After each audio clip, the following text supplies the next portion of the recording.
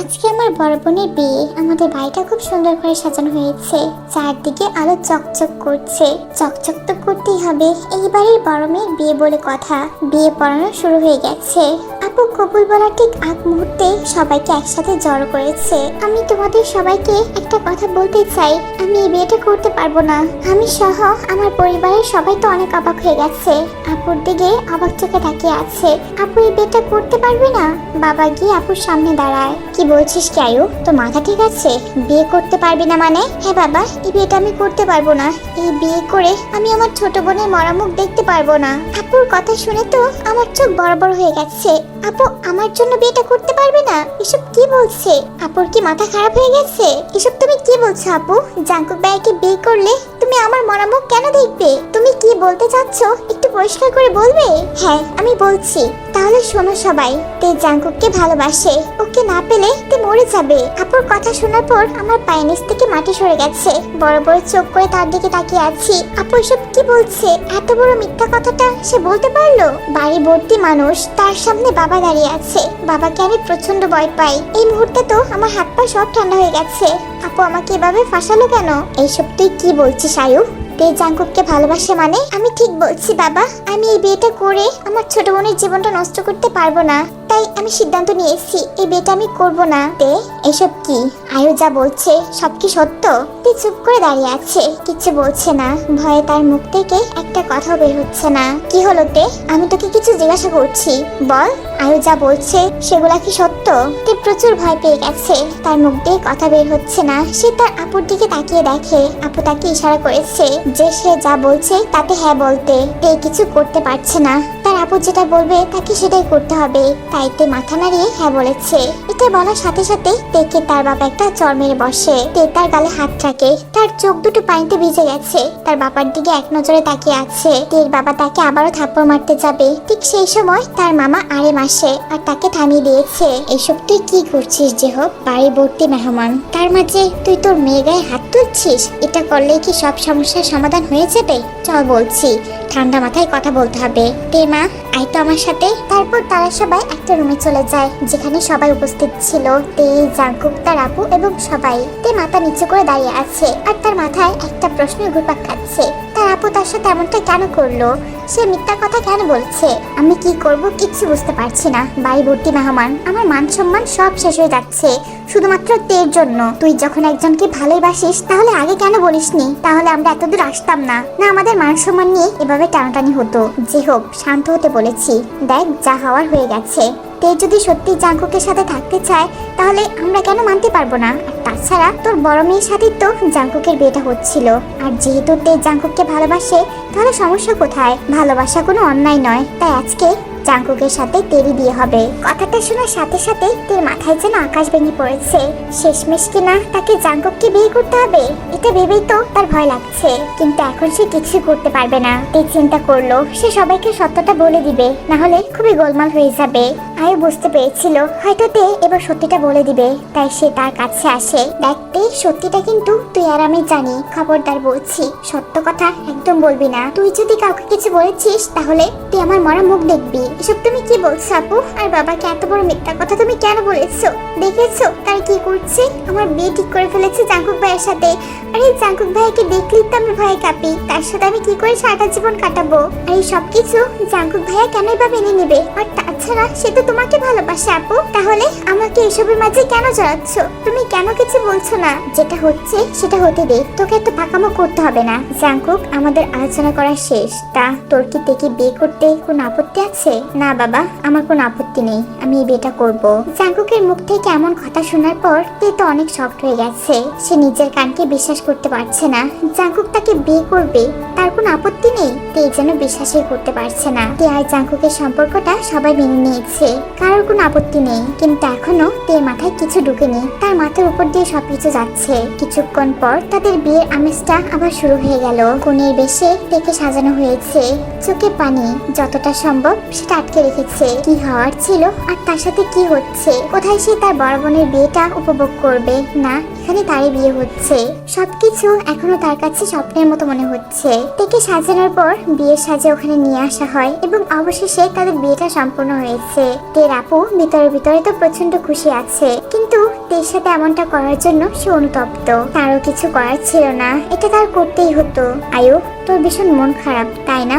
এখন তোর কি হবে? তোর বিয়েটা এভাবে ভেঙে যাবে আমি কল্পনাও করতে পারিনি। এসব তুমি কি বলছো বাবা? আমি তো অনেক খুশি আমার বোনের জন্য। আমি আমার ছোট বোনের সুখের জন্য সবকিছু করতে পারি, আর এটা তো কিছুই না। তাদের দুজনের কথার মাঝে একজন মহিলা আসে আর জেহবকে প্রস্তাব দেয় যে তার আয়ুকে ভীষণ পছন্দ হয়েছে। উনি ওনার বড় ছেলের সাথে আয়ুর বিয়ে দিতে চায়। প্রথমে সে রাজি হতে চায়নি, তারপর অনেক ভেবে চিন্তে সবকিছু জানার পর জেহব রাজি হয়ে যায়। আয়ু তো খুশি হয়ে যায়, সে মুচকি মুচকি হাসছে। দেখে মনে হচ্ছে আয়ু যেন এটাই চেয়েছিল। তারপর কি একই মণ্ডপে দুই বোনের বিয়ে হয়ে যায়। এত কিছু হওয়ার পরেও তে স্তব্ধ হয়ে বসে আছে, তার মুখ দিয়ে যেন কোনো কথা বের হচ্ছে না। সারা বাড়িতে সবাই অনেক খুশি ছিল। এই বাড়ি দুটো মেয়েরই ভালো জায়গায় বিয়ে হয়ে গেছে। বিদায়ের পর্ব শুরু হয়ে যায়, যে যার শ্বশুর বাড়িতে চলে যায়। তের বুকটা তো ফেটে যাচ্ছিল, সেই সব কিছুই মানতে পারছে না। কি হওয়ার ছিল আর তার সাথে কি হয়ে গেল। তে কান্না করতে করতে জ্ঞান হারিয়ে ফেলেছিল। আর যখন তার জ্ঞান ফিরে তখন সে একটা সাজানো ফুলের বিছানায় তাকে পেয়েছে। দেখে বিছানাটা ফুল দিয়ে সাজানো রয়েছে আর তার মাঝখানে সে শুয়ে আছে। এক মুহূর্তে সবকিছু তার মনে পড়ে গেল। আজকে তার বাসর রাত, রাতের প্রায় 2টা বেজে গেছে। জাঙ্কুক রুমের ভিতর ঢুকেই টেবিলের উপর থাকা একটা কাঁচের গ্লাস হাতে চেপে ধরে, যার ফলে গ্লাসটা ভেঙে যায়। এসব তুমি কি করছো? তোমার হাত কেটে রক্ত পড়ছে। এসো আমি ব্যান্ডেজ করে দিচ্ছি। প্লিজ এমনটা করো না। জাঙ্কুক কিছু বলে না, সে চুপচাপ তের দিকে অগ্নি দৃষ্টিতে তাকিয়ে আছে। তে ভয় পাওয়ার সত্ত্বেও সে জাঙ্কুকের কাছে যায়, কারণ তার হাত কেটে অনেক রক্ত পড়ছে। যে করেই হোক না কেন আগে তার জাঙ্কুকের হাতটা ঠিক করতে হবে, পরটা পরে দেখা যাবে। এসো ভাইয়া, এখানে এসে বসো, আমি তোমার হাতটা ব্যান্ডেজ করে দিচ্ছি। ইস, কি পরিমাণে রক্ত ঝরছে। ছাড় বলছে আমাকে, একদম ছোঁয়ার চেষ্টা করবি না। আর তোকে এত দরদ দেখাতে কে বলেছে? আমি কি তোকে বলেছি এসে আমার হাতে ব্যান্ডেজ কর? তাহলে আমার উপর এত তোর দয়া দেখাতে হবে না। প্লিজ ভাইয়া, রাগারাগি করো আর যাই করো না কেন পরে করো, কিন্তু আগে তোমার হাতটা সারাতে হবে। দেখো কি পরিমাণে রক্ত পড়ছে। প্লিজ আগে আমাকে তোমার হাতটা ব্যান্ডেজ করতে দাও, তারপর যত রাগারাগি করার যত মারার মারবে। তারপরেও প্লিজ এসো, আগে তোমার হাতটা ঠিক করে দেই। জাঙ্কু কিছু বললো না, সে চুপ করে দাঁড়িয়ে আছে। তে তাকে নিয়ে বিছানায় বসায় এবং তার হাতটা পরিষ্কার করে ব্যান্ডেজ করে দিয়েছে। তে জাঙ্কুকের হাতটা পরিষ্কার করতে ব্যস্ত, কিন্তু এদিকে তো জাঙ্কুক এক নজরে তার দিকে তাকিয়ে আছে। একদিক দিয়ে জাঙ্কুক ভিতরে ভিতরে মহা খুশি হয়েছে, কারণ তে তার কথা ভাবছে। এই প্রথমবার তে তার হাত ধরে এতটা কাছে এসেছে। জাঙ্কুকে এতটা রেগে যাওয়ার কারণ হলো বিয়ের অনুষ্ঠানে তে একটা ছেলের সাথে হেসে হেসে কথা বলছিল। তখন থেকেই জাঙ্কুক প্রচন্ড রেগেছিল। আর রুমে ঢুকে তেকে ঘুমিয়ে থাকতে দেখে জাঙ্কুক তো আরো রেগে গেছে। ইস, কি অবস্থা করেছে তোমার হাতটার। এমনটা করতে তোমাকে কে বলেছে? জানি এখন হয়তো তোমার মনের অবস্থা একদম ভালো নেই। আমার উপর তোমার অনেক রাগ, অনেক অভিমান, তাই না? জানি না কি থেকে কি হয়ে গেল। যাই হোক, তোমার হাতটা ব্যান্ডেজ করে দিয়েছি। তুমি বিছানায় শুয়ে পড়ো ভাইয়া। আর তুই কোথায় শুবি? আমি ওই সোফায় গিয়ে ঘুমিয়ে পড়ছি। যাও তুমি শুয়ে পড়ো, তোকে সোফায় ঘুমাতে হবে না, তুই বিছানায় ঘুমাবি। আমি বিছানায় ঘুমালে তুমি কোথায় ঘুমাবে? না না, আমি বিছানায় ঘুমাবো না, তুমি ঘুমাও। আমি যেটা বলেছি সেটাই। তোকে এত জ্ঞান দিতে কে বলেছে? আমি তোর কথা শুনছি মনে হচ্ছে। যা বলছি বিছানায় শুয়ে পড়। তুই ভয় পেয়ে গেছে, এক পাশে গিয়ে গুটিসুটি হয়ে শুয়ে আছে। এদিকে জাঙ্কুকদের এমন কাজে মনে মনে হাসছে, কিন্তু বাহিরে সেটা প্রকাশ করছে না। সেও ঘুমিয়ে পড়ে। পরের দিন সকালে তে হাতে শাড়ি নিয়ে দাঁড়িয়ে আছে। তার প্রচন্ড বিরক্ত লাগছে। সে শাড়িটা পরতে পারছে না। পাক্কা 1 ঘন্টা যাবত ট্রাই করছে, কিন্তু তারপরেও সে শাড়িটা পরতে পারছে না। সে ফোন দেখে আরো বেশ কিছুক্ষণ ট্রাই করে, কিন্তু কিছুতেই কিছু হচ্ছে না। নিজেকে বাজেভাবে পেঁচিয়ে ফেলেছে। তে বিরক্ত হয়ে বসে পড়ে, কিন্তু হঠাৎ করেই কারো হাসির আওয়াজ তার কানে আসে। দরজার দিকে তাকিয়ে দেখে জাঙ্কুক দাঁড়িয়ে দাঁড়িয়ে হাসছে। কি ব্যাপার, তুমি আমাকে দেখে হাসছো কেন? আমাকে দেখতে খুব বাজে লাগছে তাই না? এত হেসো না। তুমি খুব ভালো করেই জানো যে আমি শাড়ি পরতে পারি না, তারপরেও তুমি আমাকে অবস্থা দেখে মজা করছো। দাঁড়াও, এখন আমি মামুনির কাছে যাচ্ছি, মামুনির কাছ থেকে শাড়িটা পরে আসবো। এই বলে তে রুম থেকে বের হতে যাবে, কিন্তু হঠাৎ করে থেমে যায়। কালকে রাতে সবকিছু মনে পড়ে। সে আর সাহস পায়নি রুম থেকে বের হওয়ার। জাঙ্কুক বুঝতে পেরেছে যে তে কেন দাঁড়িয়ে আছে। সে আস্তে আস্তে করে তের কাছে আসে। জাঙ্কুককে নিজের কাছে আসতে দেখে তে কিছুটা ঘাবড়ে যায়। তার বুকটা ধুকধুক করছে। সে এখনো চুপটি মেরে দাঁড়িয়ে আছে, কিছু বলতে পারছে না। দে শাড়িটা আমার কাছে দে, আমি পরিয়ে দিচ্ছি। কি বললে? তুমি আমাকে শাড়ি পরিয়ে দিবে? হ্যাঁ আমি পরিয়ে দিব। কেন, কোনো সমস্যা? মানে শাড়ি পরিয়ে দিবে মানে তুমি তুমি কি করে জানো যে শাড়ি কি করে পরাতে হয়? এর আগে কি কাউকে পরিয়েছো নাকি? আর তাছাড়া আমি কেন বা তোমাকে শাড়ি পরাতে দিব? ঠিক আছে, তোর ইচ্ছা, না দিলে নাই, এভাবে দাঁড়িয়ে থাক সারাদিন, তাতে আমার কি, আমি চলে যাচ্ছি। তো বেশ কিছুক্ষণ চিন্তা করে জাঙ্কুক চলে গেলে তাকে এভাবে দাঁড়িয়ে থাকতে হবে। সে সাহস করে কাউকে ডাকতে পারবে না, আর না এই রুম থেকে বের হতে পারবে। হাজার অনিচ্ছা থাকা সত্ত্বে সে জাঙ্কুককে ডাক দেয় তাকে শাড়িটা পরিয়ে দেওয়ার জন্য। জাঙ্কুক আরেকটা কাছে চলে আসে, তাকে শাড়ি পরিয়ে দিচ্ছিল। তে নিজের চোখ দুটো বন্ধ করে আছে। জাঙ্কুকের স্পর্শগুলো অনুভব করছিল সে। তারা দুজনে ঘাবড়ে গিয়েছিল। জাঙ্কুক তাড়াতাড়ি করে তাকে শাড়িটা পরিয়ে ওখান থেকে চলে আসে। ঠিক তখনই তার ফোনে একটা ফোন আসে। আপু আপু আমাকে ফোন দিয়েছে। হ্যাঁ আপু বল, তুই আমার সাথে এমনটা কেন করলি? আমার জীবনটা তুই এভাবে কেন শেষ করে দিলি আপু? আজকে তোর একটা সিদ্ধান্তের জন্য আমার পুরো জীবনটা এলোমেলো হয়ে গেছে। তুই আমার সাথে এমনটা কেন করলি আপু? কেন? বোন আমার, তোর আপুকে মাফ করে দে, আমি ইচ্ছে করে করতে চাইনি। আমি তোকে সবকিছু বলছি, প্লিজ কান্না করিস না। এখন আর কান্না করলে কি হবে আপু? কিছু যায় আসে না, যেটা হওয়ার হয়ে গেছে। আমার জীবনটা শেষ হয়ে গেছে। জানি না আমি কারোর চোখে কথা রেখে কথা বলতে পারবো কিনা। এভাবে বলিস না বোন আমার, তোকে সবাই মেনে নেবে, দেখিস কেউ কিচ্ছু বলবে না। জাঙ্কুক তো অনেক ভালো একটা ছেলে, আর তাদের ফ্যামিলি কেমন তুই তো জানিসই। তারপর এত চিন্তা কেন করছিস? আগে তুমি বলো আপু, যে তুমি আমার সাথে এমনটা কেন করলে? তুমি কেন এই বিয়েটা করতে চাওনি? কেন জোর করে আমাকে এর মাঝে ফাঁসিয়ে দিয়েছো? তুই তো জানিসই তে যে আমি একটা ছেলেকে ভালোবাসি, কিন্তু বাবার ভয়ে আমি ওর কথা বলতেই পারিনি। তাই বাধ্য হয়ে এই মিথ্যা কথাটা আমাকে বলতে হয়েছে। প্লিজ বোন আমার, আমাকে মাফ করে দে। হ্যাঁ জানি তুমি অন্য কাউকে ভালোবাসো, কিন্তু তাতে কি হয়েছে? তোমারও তো সেই অন্যজনের সাথে বিয়ে হয়ে গেছে। তুমি কি তোমার ভালোবাসার মানুষটাকে পেয়েছো? হ্যাঁ পেয়েছি। আমি যাকে ভালোবাসতাম তাকে বিয়ে করেছি। আমার আগে থেকে সবকিছু প্ল্যান করা ছিল। আগে বলে রেখেছিলাম এমন একটা কাণ্ড করব। তারপর আমার শাশুড়ি মা এসে বাবার কাছে প্রস্তাব দেবে, আর দেখ ঠিক তেমনটা হয়েছে। বাবু চমৎকার, কি সুন্দর নাটক, কি সুন্দর অভিনয় তুমি করেছো। তোমাদের সবার সবকিছু ঠিক আছে, কিন্তু আমার তো কোনো কিছু ঠিক নেই। প্লিজ বোন আমার, আমাকে মাফ করে দে। আমি জানি যেটা করেছি সেটা হয়তো আমার করা উচিত হয়নি, কিন্তু বিশ্বাস কর এটা ছাড়া আমার আর কোনো কিছু করার উপায় ছিল না। সবকিছু তো ঠিক আছে আপু, কিন্তু জাঙ্কুক ভাইয়ের সাথে এমনটা করা কি ঠিক হয়েছে? বেচারা কত কি আশা করেছিল, আর শেষে কিনা তাকে ধোঁকা খেতে হয়েছে। আর তার থেকে বড় কথা, আমি তার সাথে কি করে থাকবো? তুমি তো খুব ভালো করেই জানো যে আমি জাঙ্কুক ভাইকে কতটা ভয় পাই। ও যে বদমেজাজি আর রাগী মানুষ, তার সাথে আমি কি করে থাকবো? তুমি বলো। একটু কষ্ট করে মানিয়ে নেবো না আমার। তবে আজকে একটা কথা বলে রাখছি, আমার এই কাজের জন্য একদিন তুই আমাকে ঠিকই থ্যাংক ইউ বলবি, কারণ জাঙ্কুক যে তোকে। কি ব্যাপার, তুই সে কখন থেকে ফোনে কার সাথে কথা বলছিস? না মানে জাঙ্কুক ভাইয়া, আমি আপুর সাথে কথা বলছিলাম। কথা বলছিলি ভালো কথা, কিন্তু তুই আয়ুকে কি বলছিলি? কি বলছিলাম মানে? কই কিছু বলিনি তো। আমি তো স্পষ্ট শুনেছি তুই আমাকে নিয়ে কিছু একটা বলছিলি। তুই কিছুটা ঘাবড়ে গিয়েছে। সে ভাবছে হয়তো জাঙ্কুক সবকিছু শুনে ফেলেছে, তাই সে আর 1 মিনিটও দেরি করেনি, ওখান থেকে দৌড়ে চলে আসে। নিচে আসার পর সে আরো ঘাবড়ে গিয়েছে, কারণ তার সামনে জাঙ্কুকের মা দাঁড়িয়ে আছে। কালকে যেটা হলো সেটার পর সে আর কারোর চোখে চোখ রেখে কথা বলতে পারছে না, মাথা নিচু করে দাঁড়িয়ে আছে। কি হলো তে? আমাকে দেখে এভাবে থমেরে দাঁড়িয়ে পড়লে কেন? আমি ভাগনা ভাল্লুক যে আমাকে দেখে ভয় পেয়ে গেলি? না মামনি, তেমন কোনো ব্যাপার না।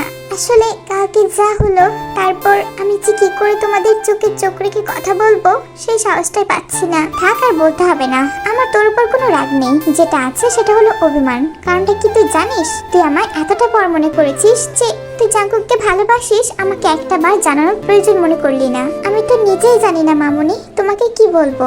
মানে কি জানিস না তুই? তেমন কিছু না মামুনি। আসলে কি বলতো, ছোটবেলা থেকেই তো আপু আর জাঙ্কুক ভাইয়ের বিয়েটা ঠিক রয়েছে, তাই আমার সাহস হয়নি কাউকে কিছু বলার। এটা কোনো কথা? তুই সবকিছু মুখ বুঝে মেনে নিয়েছিস। আজকে যদি আয়ুর সাথে জাঙ্কুকের বিয়েটা হয়ে যেত তখন কি হতো? তুই তো তোর ভালোবাসা মানুষটাকে হারিয়ে ফেলতি। আমাদেরকে না জানিয়ে অন্তত জাঙ্কুককে বলতে পারতি। মামুনি তো পুরা উল্টা চিন্তা ভাবনা করছে, জাঙ্কুক ভাই কিনা আমাকে ভালোবাসবে। হাউ ফানি, এসব কল্পনাতে দেখা যায়। জাঙ্কুক ভাই তো আমাকে কখনো ভালোই বাসেনি। কালকে নিশ্চয়ই আপু জোর জবরদস্তি করায় ভাই আমাকে বিয়ে করতে রাজি হয়েছে। কি হলো তে? এত কি ভাবছিস? কিছু না মামুনি, সরি, আর হবে না। এখন থেকে আমি তোমার সাথে সবকিছু শেয়ার করব। ঠিক আছে, কথাটা যেন মনে থাকে। আয় আমার কাজে সাহায্য করবে। এখনই সবাই ব্রেকফাস্ট করতে নিচে চলে আসবে, আর আর তারপর তোর তো ভার্সিটি আছে আজকে, তোকে আর জিমিনাকে একসাথে নিয়ে যাবে, আমি জাঙ্কুককে বলে দিব।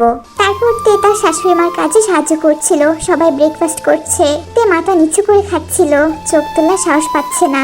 ব্রেকফাস্ট করার পর জাঙ্কুক তাদের দুজনকে ভার্সিটিতে নামিয়ে দিয়ে যায়। জিমিনা জাঙ্কুকের ছোট বোন আর তের বেস্ট ফ্রেন্ড। ভার্সিটিতে আসার পর জিমিনা তের কাছ থেকে দূরে সরে গেছে। স্যার বলছে আমাকে তুই আমার সাথে একদম কথা বলবি না, আমার কাছ থেকে দূরে থাক বলছি। কেন রে বেস্টি, আমি কি করেছি? সবার মতো কি তুই আমার সাথে এমনটা করবি? তুই আমাকে ভুল বুঝবি? ভুল বুঝবো না তো কি করবো? তুই আমার সাথে এমনটা কি করে করতে পারলি? এত বড় একটা কথা তুই আমাকে বলার প্রয়োজন মনে করলি না? তুই জাঙ্কুক ভাইকে ভালোবাসিস, আমাকে একটা বারও বললি না। এই নাকি আমি তোর বেস্ট ফ্রেন্ড, কাউকে কিচ্ছু বললি না। আরে সবার কথা না হয় বাদই দিলাম, অন্তত আমাকে একটু বলতে পারতি। তুই জানিস না কালকে আয়ু আপুর মুখ থেকে এই কথাগুলো শুনে আমার কতটা কষ্ট হয়েছিল। আচ্ছা তুই কি আদৌ আমাকে বেস্ট ফ্রেন্ড ভাবিস নাকি? এসব তুই কি বলছিস জিমিনা? তুই একমাত্র আমার বেস্ট ফ্রেন্ড, তুই ছাড়া আমি কখনো কাউকে ফ্রেন্ড বানাইনি। আর তুই আমাকে এই কথাটা বলতে পারলি? হ্যাঁ বলতে পেরেছি, কারণ তুই আমাকে যে ধোঁকা দিয়েছিস তারপর আমি আর তোকে বিশ্বাস করতে পারছি না। তোর দেওয়া সকল প্রমিসই এখন আমার কাছে মিথ্যা মনে হচ্ছে। জিমিনা তুই আমাকে এভাবে বলতে পারলি? এখন মনে হচ্ছে তোকে সত্যিটা বলতেই হবে। তারপর তুই জিমিনাকে সবকিছু খুলে বলে যে কি থেকে কি হয়েছে। জিমিনা তো অবাক হয়ে সবকিছু শুনছে। এখন সবকিছু বুঝতে পেরেছিস? যেখানে আমি কিছু জানতাম না সেখানে আমি তোকে কি বলবো বলতো? এত কিছু হয়ে গেল আর আমরা কিছু বুঝতেই পারলাম না। আচ্ছা সবকিছু না হয় ঠিক আছে, কিন্তু জাঙ্কুক ভাইয়া ও কি করে তোকে মেনে নিল? তুই জানিস না ভাইয়া কি রাগী? এত সহজে মেনে নিয়েছে আমার তো বিশ্বাসই হচ্ছে না। কথা তো সেটাই, আমারও বিশ্বাস হচ্ছে না। আমার মনে হয় আপু জাঙ্কুক ভাইয়াকে জোর করেছে আমাকে বিয়ে করতে। এই কিপ্তে, তোর তো ভাইয়ের সাথে বিয়ে হয়ে গেছে, তুই এখনো জাঙ্কুক ভাই বলছিস? ও এখন তোর স্বামী হয়, এতদিনের অভ্যাস কি একদিনে চলে যাবে? তাই তো বারবার ভাই আসছে। বুঝতে পেরেছি। আর একটা কথা, আমাকে বলেছিস আর কাউকে বলিস না, নাহলে কিন্তু কেলেঙ্কারি হয়ে যাবে। আমার তো ঠেকা পড়েছে নিজের পায়ে নিজে কুড়ুল মারতে। এই সবকিছু জানার পর আমার কি অবস্থা হবে তুই জানিস? আর আপুর কি অবস্থা হবে তুই ভাবতে পারছিস? হ্যাঁ বুঝতে পেরেছি, এখন ক্লাসে চল, এসব নিয়ে আলোচনা করে লাভ নেই। যেটা হওয়ার হয়ে গেছে, আর সামনে যা হবে সেটা দেখা যাবে। তারপর তার নিজেদের ক্লাসে চলে যায়। ক্লাস শেষ করার পর সবাই বাড়ি ফিরে আসে। রাতের বেলা সবাই খাওয়া দাওয়া শেষ করে যে যার রুমে চলে গেছে। তে তার রুমের সামনে পায়চারি করছিল। সে জাঙ্কুকের সামনে কি করে যাবে? জিমিনাকে বলেছিল সে আজকে তার সাথে ঘুমাবে, কিন্তু জিমিনা মানা করে দিয়েছে। জিমিনা তুই আমার সাথে এমনটা কি করে করতে পারলি? বলেছিলাম আজকে রাতটা তোর সাথে থাকতে, কিন্তু তুই আমার সাথে বেইমানি করলি। দেখিস তোর কপালে বর জুটবে না। হে উপরওয়ালা, এখন আমি কি করব? তে পায়চারি করছে, কি করবে বুঝতে পারছে না। মনের মাঝে অনেকটা সাহস নিয়ে রুমের কাছে আসে। দরজার ফাঁক দিয়ে উকি দিচ্ছিল। এমন সময় তার পেছন থেকে কেউ একজন বলে ওঠে, কি ব্যাপার, তুই এভাবে চোরের মতো আমার রুমে উকি কেন মারছিস? ভাইয়া তুমি এখানে কি করছো? আমার রুমের সামনে আমি থাকবো না তো কে থাকবে? ও হ্যাঁ, এটা তো তোমারই রুম। মানে আসলে তেমন কিছু না, আমি তোমাকে দেখছিলাম। সত্যি কিছু না? তাহলে এত ভয় পাচ্ছিস কেন? আর এভাবে তোতলাচ্ছিস কেন? কোথায় তোতলাচ্ছি না তো। আর আমি তোমাকে ভয় কেন পাবো? তুমি ভাগনা ভাল্লুক যে তোমাকে ভয় পেতে হবে? ও তাই, তার মানে তুই আমাকে ভয় পাস না তাই তো? না পাই না, আমি তোমাকে ভয় কেন পাবো? আচমকা জাঙ্কুকদের কাছে আসতে লাগে। তে ঘাবড়ে গিয়েছে এবং এক দৌড়ে রুমের ভিতরে চলে যায়। হে উপরওয়ালা, আজকের মতো আমাকে বাঁচিয়ে নাও। এই জীবনে আর কখনো ভাইয়াকে রাগী বদমেজাজি বলবো না। তাকে ভয় পেল শুনি দৌড়ে তো আমার রুমের ভিতরে ঢুকে পড়লি। এখন কোথায় পালাবি? দেখো ভাইয়া, তুমি কিন্তু এখন আমার সাথে রাগারাগি করতে পারো না। ও তাই, কেন পারি না শুনি? তুমি আমার কাছে কেন আসছো? দূরে থাকো বলছি, না হলে কিন্তু আমি চিৎকার করব। হ্যাঁ চিৎকার কর, তোকে বারণ কি করেছে? আমি কি তোর মুখে ধরে রেখেছি? আমি কিন্তু সত্যি বলছি ভাইয়া, আমি সত্যি। হ্যাঁ তুই সত্যি চিৎকার করবি, কর না কর, মানা কি করেছে? তুই পিছুতে এক পর্যায়ে দেওয়ালের সাথে ঠেকে যায়। জাঙ্কুক তার দিকে এখন এগোচ্ছে। আচ্ছা ভাইয়া সরি, এইবার মতো আমাকে মাফ করে দাও, আর কখনো তোমাকে নিয়ে কোনো বাজে কথা বলবো না। তা তুই কি জানি বলছিলি? বেশি কিছু বলিনি ভাইয়া, আমি জাস্ট এতটুকু বলেছি যে তুমি অনেক ভালো মানুষ, তাই তো সবকিছু মুখ বুজে সহ্য করে নিয়েছো। একদম মিথ্যা কথা বলবি না, আমি সবকিছু শুনেছি। প্লিজ ভাইয়া এবারের মতো মাফ করে দাও, আমি আর কিচ্ছু বলবো না। ঠিক আছে, মাফ করে দিতে পারি, কিন্তু আমার একটা শর্ত আছে।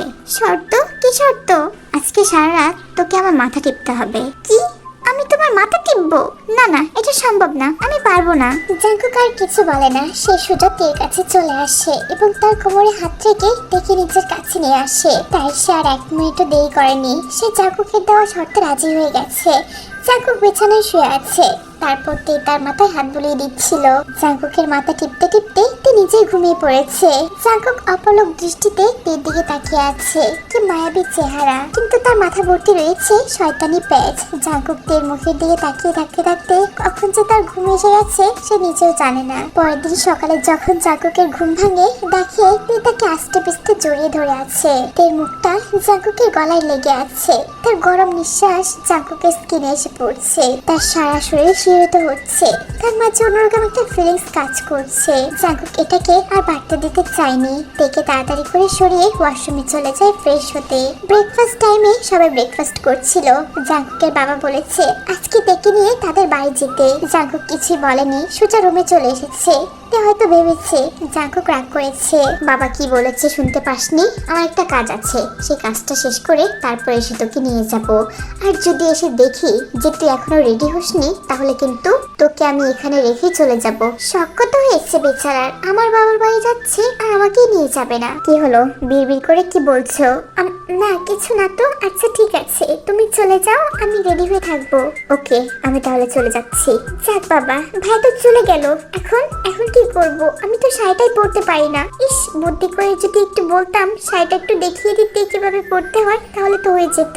এখন আমি কি করব? শাড়িটা কি করে পরবো? টানটানা চলে এসেছি। আমি থাকতে আর তোর চিন্তা কিসের? আচ্ছা, যাওয়ার সময় ভাইয়া বলে গেছে তোর নাকি আমাকে প্রয়োজন হতে পারে। কেন বলতো? কি প্রয়োজন তোর? আমার প্রয়োজনের কথা বলে গেছে।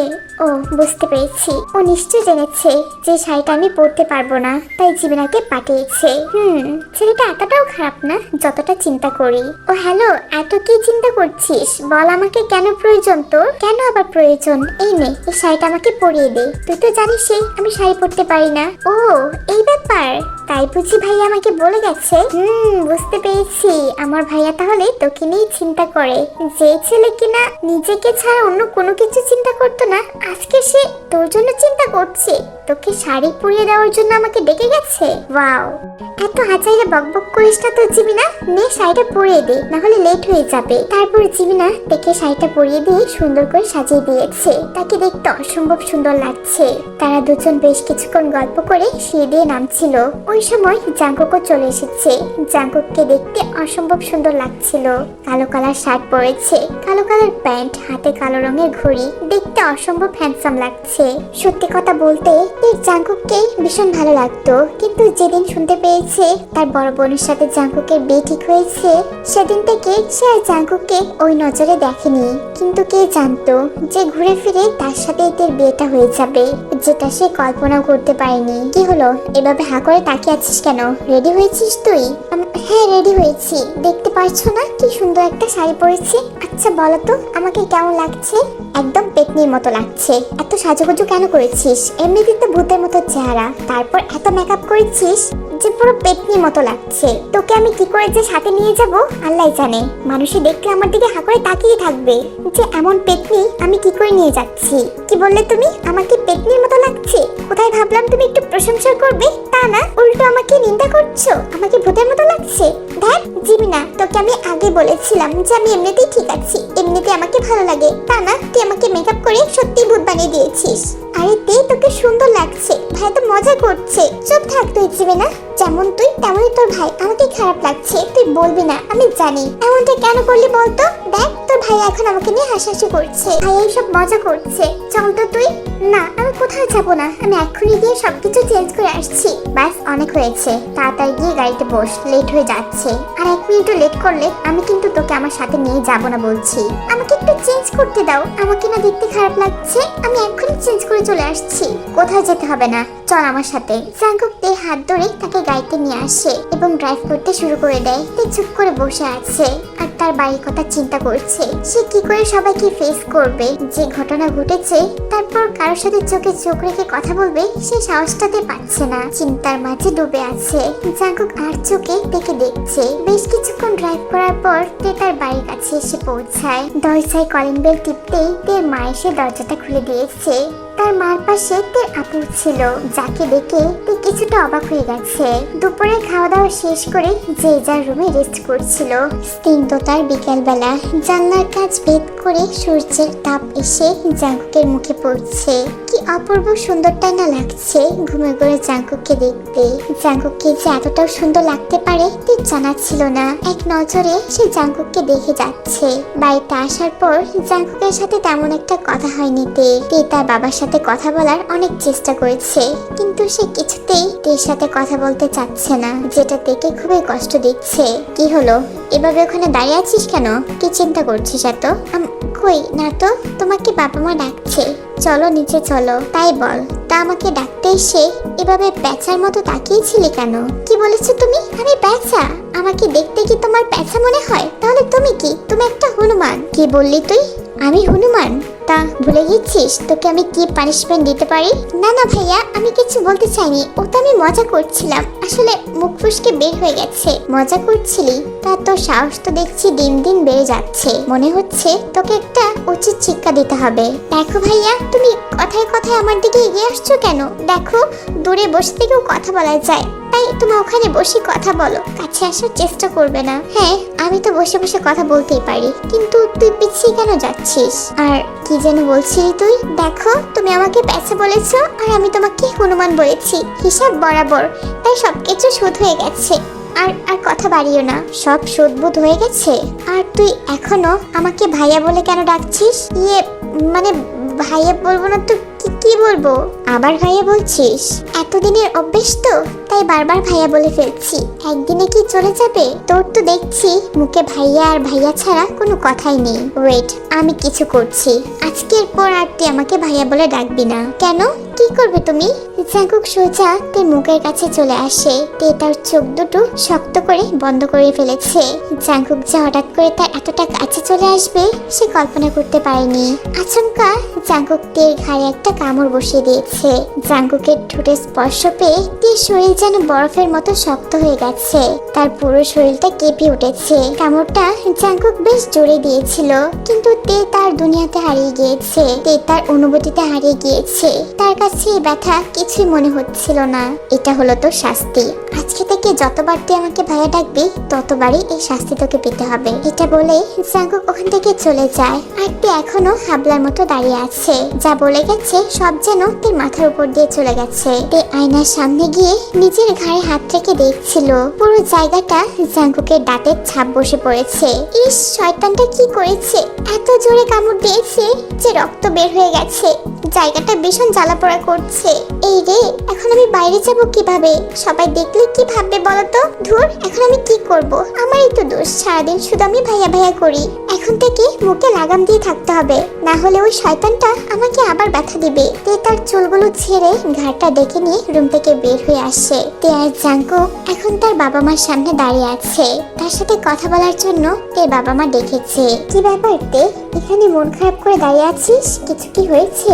আর কি হবে আপু, আমার কথা বলতে একদম ইচ্ছে করছে না। তোমার জন্য আজকে বাবা জাঙ্কুক ভাইয়ের সামনে মাথা নিচু করে কথা বলেছে, কিন্তু বিশ্বাস কর এটা ছাড়া আর কোনো উপায় ছিল না। তুই জানিস বাবা প্রেম ভালোবাসা কখনো পছন্দ করে না, আর এটাও জানিস যে আমি বাবাকে কতটা ভয় পাই। তার সাথে সেই ছোটবেলা থেকে আমার বিয়েটা ঠিক হয়ে আছে, আর তাই তো বাবার উপর দিয়ে গিয়ে কিছু করতে পারছিলাম না, আর বাধ্য হয়ে আমাকে এই কাজটা করতে হলো। কিন্তু তাই বলে আপু এত বড় একটা কাণ্ড ঘটিয়ে ফেলবে? তুই তো কখনো কাউকে ভালোবাসিস নিতে, তাই তোর কাছে এমনটা মনে হচ্ছে।